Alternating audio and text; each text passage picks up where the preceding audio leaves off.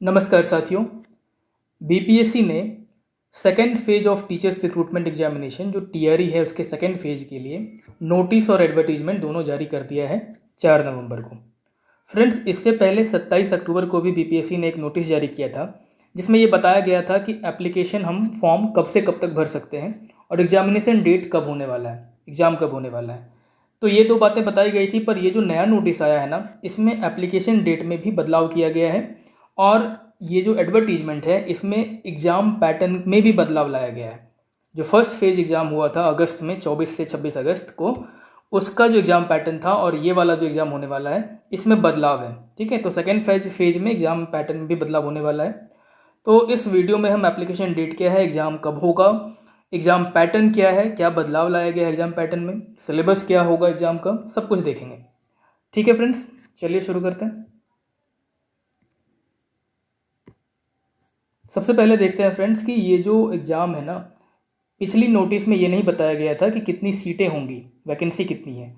But इस वाले notice में, इस वाले एडवर्टीजमेंट में इन्होंने क्लियर कर दिया है कि कितनी सीटें होने वाली हैं। तो वो है 69,706, 69,706 जो पोस्ट्स हैं, जो वैकेंसी है वो स्कूल टीचर्स की होगी। साथ साथ जो है 916 और भी सीट्स होंगी। ये किन स्कूल्स के लिए? जो पिछड़ा एवं अति पिछड़ा वर्ग कल्याण विभाग के अंतर्गत जो स्कूल्स हैं उसके लिए। ठीक है फ्रेंड्स, तो ये अगर टोटल हम इसको जोड़ दें तो लगभग ये कितना हो जाता है? 70,622, यानी 70,622। मैंने पिछली वीडियो में बताया भी था कि ये लगभग 70,000 के आसपास की वैकेंसी होगी और वही है भी। ठीक है, 69,706 पोस्ट जो है वो टीचर्स की और 916 और भी टीचर्स की जो स्पेशल स्कूल्स हैं BC and EBC welfare department के अंतर्गत। ठीक है, तो टोटल 70,622 सीटें होंगी। तो ये एक बात इस नोटिस में दिया गया है। दूसरी बात, अब हम देखते हैं कि एप्लीकेशन फॉर्म कब से कब तक भर सकते हैं। तो यहाँ आप देख सकते हैं फॉर्म भरने की जो तारीख है वो 5 नवंबर से 14 नवंबर तक, 5 नवंबर से 14 नवंबर तक का फॉर्म नहीं, रजिस्ट्रेशन होगा। ठीक है, निबंधन एवं भुगतान आप देख सकते हैं लिखा हुआ है, यानी कि रजिस्ट्रेशन और पेमेंट हम 5 से 14 नवंबर के बीच कर सकते हैं, 5 नवंबर से 14 नवंबर तक। और लेट फ़ी के साथ रजिस्ट्रेशन 17 नवंबर तक किया जा सकेगा।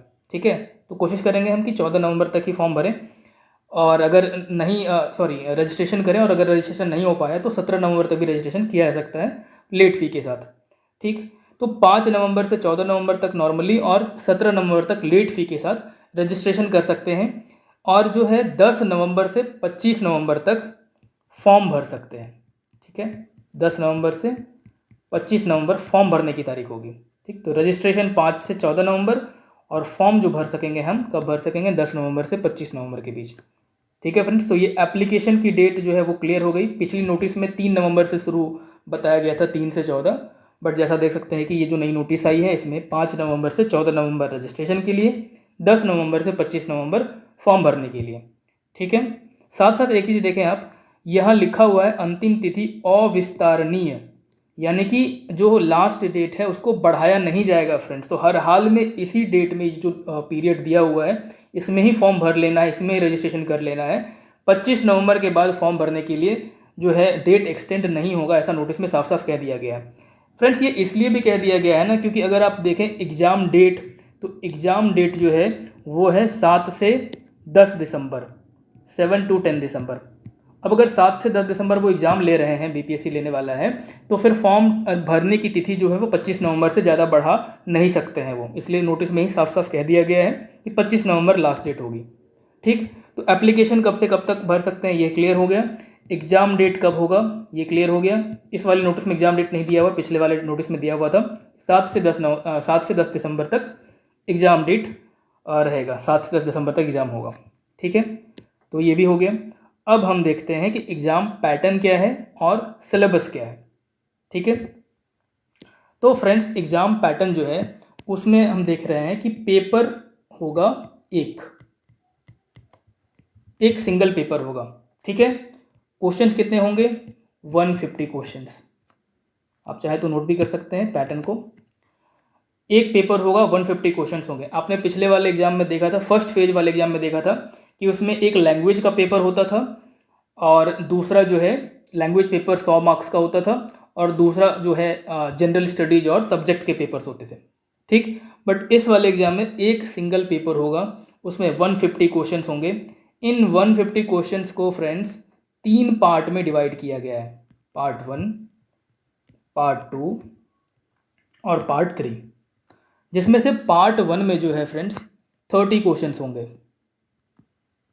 ठीक है, पार्ट 1 में 30 क्वेश्चंस होंगे, पार्ट 2 में 40 क्वेश्चंस होंगे और पार्ट 3 में 80 क्वेश्चंस होंगे। तो इस तरह से टोटल क्वेश्चंस कितने हो गए, 150। ठीक, अब समझते हैं कि इसमें क्या क्या कौन से पार्ट में कौन किस तरह के क्वेश्चंस होंगे। फ्रेंड्स, जैसा कि फर्स्ट फेज में लैंग्वेज को लेकर एक अलग से ही पेपर कंडक्ट करवाया गया था, बट इस वाले जो फेज है, सेकेंड फेज है, इसमें लैंग्वेज को लेकर अलग पेपर नहीं होगा, बल्कि एक ही पेपर में कुछ क्वेश्चंस लैंग्वेज के होंगे, और वो क्वेश्चंस कहाँ होंगे, तो इस पार्ट 1 में होंगे। ठीक है, पार्ट 1 जो होगा वो लैंग्वेज का पेपर होगा और ये क्वालिफाइंग होगा। ठीक है, एक चीज़ यहाँ बता दूँ आपको, ये जो 140 क्वेश्चन है 140 मार्क्स भी रहेगा, 140 क्वेश्चन से 150 क्वेश्चन से 150 मार्क्स होगा, और इसको सॉल्व करना होगा 2 आवर्स 30 मिनट्स में। 2 घंटा नहीं बल्कि 2.5 घंटे का समय मिलेगा। 150 क्वेश्चन होंगे, 150 मार्क्स होंगे, और 2.5 घंटे में इसको सॉल्व करना होगा। नेगेटिव मार्किंग नहीं होगी, नेगेटिव मार्किंग नहीं होगी। ठीक, अब ये जो 3 पार्ट्स हैं इसको हम अलग अलग करके अगर समझना चाहें तो देखिए, सबसे पहले समझते हैं पार्ट 1 को। पार्ट 1 में 30 क्वेश्चन होंगे, मैंने बताया आपको। इसमें इंग्लिश के क्वेश्चन होंगे, ठीक है, प्लस हिंदी या उर्दू या बंगाली। ये तरीका वही वाला है जो जो फर्स्ट फेज में हुआ था, जिसमें इंग्लिश के क्वेश्चन जो है वो कॉमन थे, कंपलसरी थे। बाकी हिंदी, उर्दू और बंगाली में से कोई एक भाषा के सवाल, किसी एक भाषा के सवाल सॉल्व करने को थे। ठीक, तो इसमें भी यही होगा, 30 क्वेश्चंस रहेंगे, उसमें से इंग्लिश के क्वेश्चंस कंपलसरी होंगे, साथ में हिंदी, उर्दू और बंगाली, बांग्ला, इन तीनों में से कोई भी एक लैंग्वेज के क्वेश्चंस को आप सॉल्व कर सकते हैं। ठीक, ये क्वालिफाइंग होगा, मेरिट में ये मार्क्स ऐड नहीं होगा। क्वालिफाइंग मतलब इसको बस पास करना है, ठीक है, इसका मार्क्स ऐड नहीं होगा। और क्वालिफाइंग कितना है, ये 30% लाना है हमको।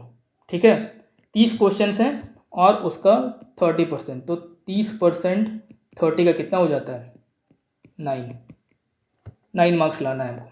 ठीक है, क्वालिफाइंग है और 9 मार्क्स लाना इसमें कंपलसरी है। ठीक, तो ये हो गया पार्ट 1। समझ गए हम लोग कि इस पार्ट 1 में क्या है, लैंग्वेज है। जैसा कि लैंग्वेज का एक पेपर अलग से था पिछले वाले फेज में, इसमें अलग से नहीं होगा, इसमें उसी एक पेपर में पार्ट 1 के अंतर्गत 30 क्वेश्चंस रहेंगे लैंग्वेज के।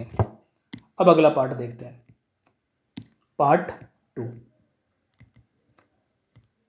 पार्ट 2 में क्या रहेगा फ्रेंड्स, तो पार्ट 2 में जैसा कि हमने जीएस वाले क्वेश्चन सॉल्व किया था पिछले फर्स्ट फेज में, तो वो चीज़ हमको यहाँ पर पार्ट 2 में देखने को मिलेगा। जीएस जो कि कॉमन था हर एक क्लास के टीचर्स के लिए, वो चीज़ यहाँ पे रहेगा।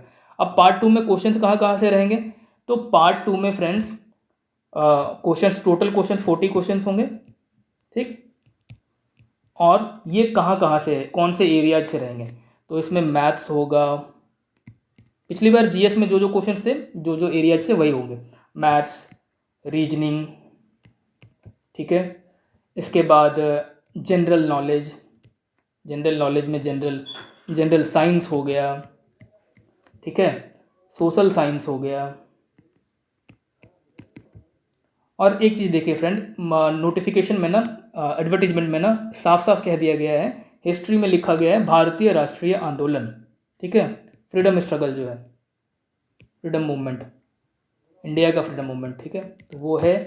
साथ में जियोग्राफी हो गया और इकोनॉमिक्स, साथ में एनवायरनमेंट, और तो ये सारे जो जीएस के जो सब्जेक्ट्स थे, जो पिछले वाले एग्जाम में जो पेपर था, जो उस पेपर में जीएस के क्वेश्चंस होते थे 40 क्वेश्चन, तो वो उसी तरह से, उसी तरीके का मिलता जुलता ही पैटर्न यहाँ पे है। पार्ट 2 में 40 क्वेश्चंस जनरल स्टडीज से रहेंगे, ठीक है, math, reasoning, GK, general science, history, geography, polity, economy, ये सब, ठीक, पॉलिटी, करंट अफेयर्स भी था, ठीक है, तो वो सब होंगे इसमें। तो ये पार्ट 2 हो गया। तो पार्ट 1 सबके लिए रहेगा, पार्ट 2 सबको सॉल्व करना पड़ेगा। अब पार्ट 3 पे आते हैं।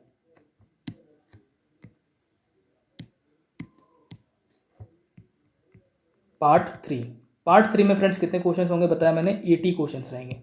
अब ये जो 80 क्वेश्चन है ना, ये स्पेसिफिक अलग अलग क्लास के टीचर्स के लिए अलग अलग इसमें रहने वाला है। जैसे क्लास 6 to 8 के जो टीचर्स के लिए एग्ज़ाम होगा उसमें क्या रहेगा, उसमें आपको एक सब्जेक्ट चुनना होगा, या तो मैथ्स साइंस चुन लीजिए, ठीक है, या फिर सोशल साइंस चुन लीजिए, या फिर हिंदी, जिस भी सब्जेक्ट की टीचर का रहेगा वो अपना अपना चुनाव उनका होगा, हिंदी, उर्दू, संस्कृत और इंग्लिश। ये सारे ऑप्शंस हैं, इनमें से किसी एक के क्वेश्चंस को सॉल्व करना है।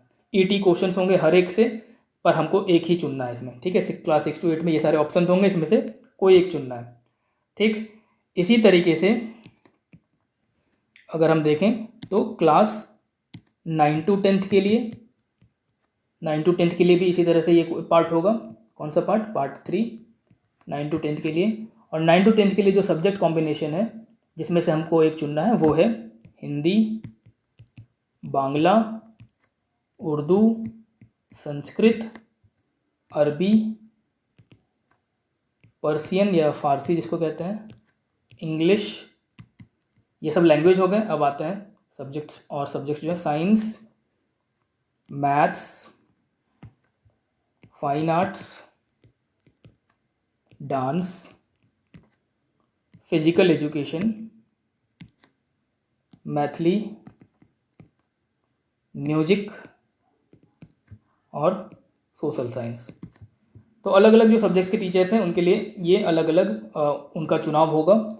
तो इनमें से कोई एक जो है वो उनके क्वेश्चंस को सॉल्व करना है, ठीक है। 80 क्वेश्चंस रहेंगे, सबसे 80 रहेगा, पर सॉल्व किसी एक का ही करना है, ठीक है। ये हो गया 9-10 के लिए। फिर इसी तरह से पार्ट 3 में क्लास 11-12 के टीचर्स के लिए भी होगा। तो वहाँ पे सब्जेक्ट कॉम्बिनेशन क्या होंगे पार्ट 3 में? तो वहाँ पर